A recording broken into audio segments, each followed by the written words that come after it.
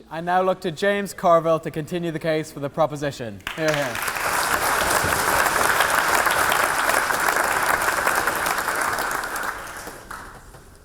Thank you. So nice to see you. Thank you.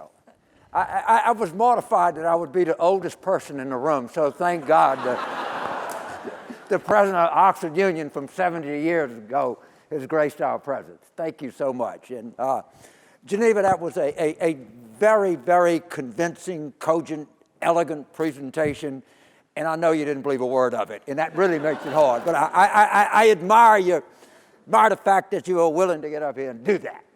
I think about my own career in university. At the true story, my daddy was a postmaster, and back before the internet, your grades would get mailed to you. And he called and he wanted to talk to me, and he saw my grades, and I had 4 F's and a D.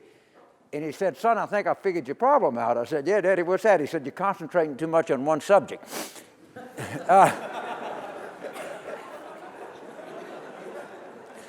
So I was called after, I was here in June, and the Oxford Union called and wanted to debate impeachment.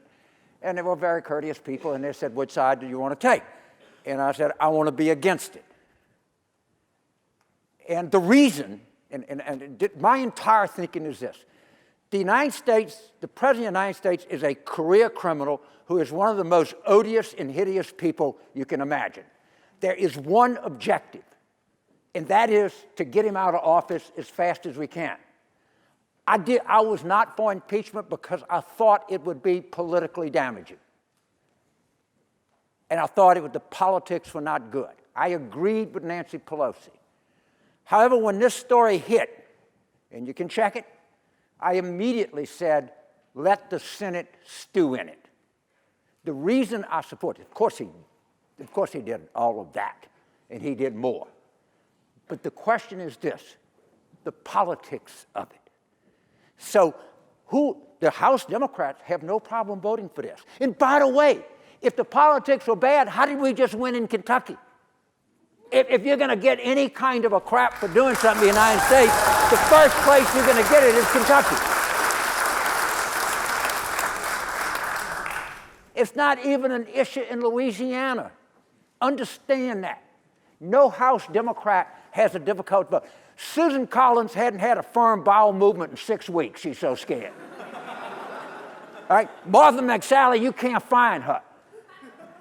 Joni Ernst, she turned whiter than you when they asked her the question. You know, this is a hard vote for these Senate Republicans. Because if they vote against Trump, they'll lose a primary instantly. If they vote with Trump, they're going to lose every suburb that they can come up with. That's their choice. I like that. When you got somebody down in politics, you take your heel and you crush them. You crush them. And Nancy Pelosi is 100% right. Yeah, I can tell you the gallivanting goons in the Ukraine, Rudy Giuliani. Rudy Giuliani goes on television, and I can smell the scotch through the TV screen. And it screws up my bourbon I'm drinking.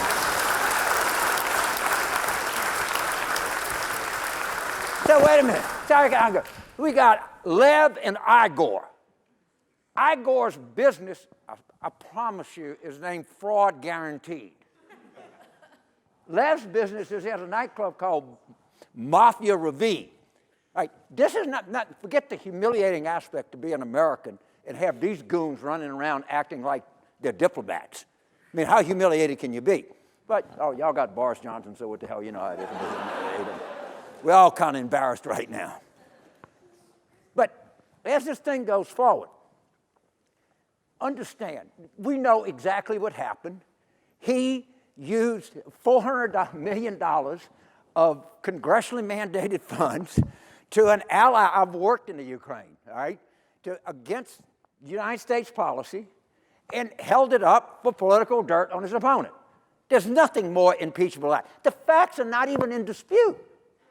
They're not even in dispute.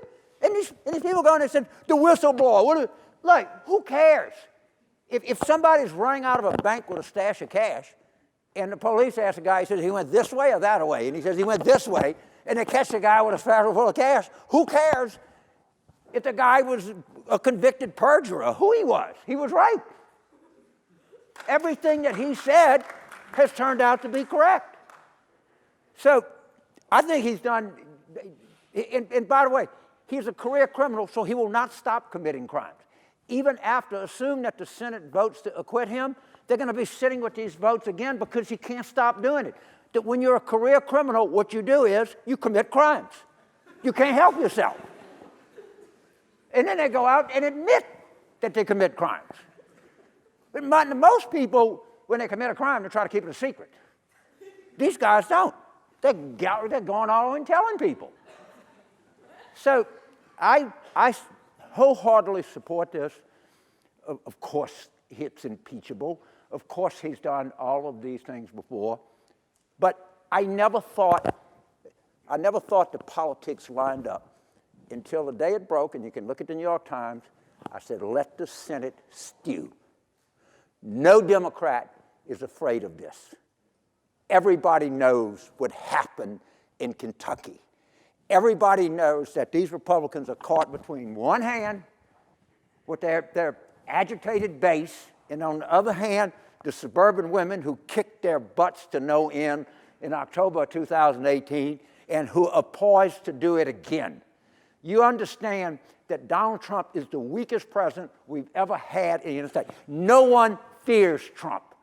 The Syrians don't fear him. The North Koreans don't fear him. The Iranians don't fear him. The Russians don't fear him. The Israelis don't fear him. The Democrats don't fear him. The suburbanites don't fear him. He is a weak, weak president. And we cannot afford in this world today to have a weak president of the United States. It is our moral imperative that we do everything that we possibly can to rid this scourge from our country. And I believe the most effective way to do that is force the Senate to vote on it, let them live with him, let them explain who he is, let them tell these suburban women and these suburban voters why they did that. But when I talk about morality, there is but one morality. It's not health care for all. It's not a federal job guarantee. It is getting him out of there. The school janitor is a pedophile. Get him out. I don't know who's coming next, but get him out. And I don't know if it's Pence. I don't know what's going to happen, but I want to watch those senators in that dock, and I want to watch them squirm. That's what politics is, people. That's what politics is.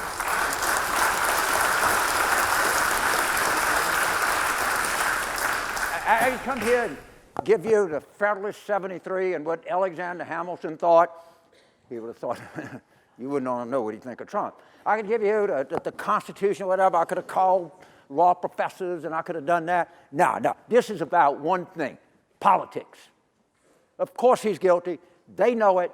They don't want to vote on this. You know, when you get in public office and you're going to find this out, and all of you are going to go very far. You've gone very far. Sometimes you got to suck it up and do it. Well, now is the time for the Republican Senate to see where they stand. And they'll vote in probably January or early February. They'll probably vote to acquit, fine.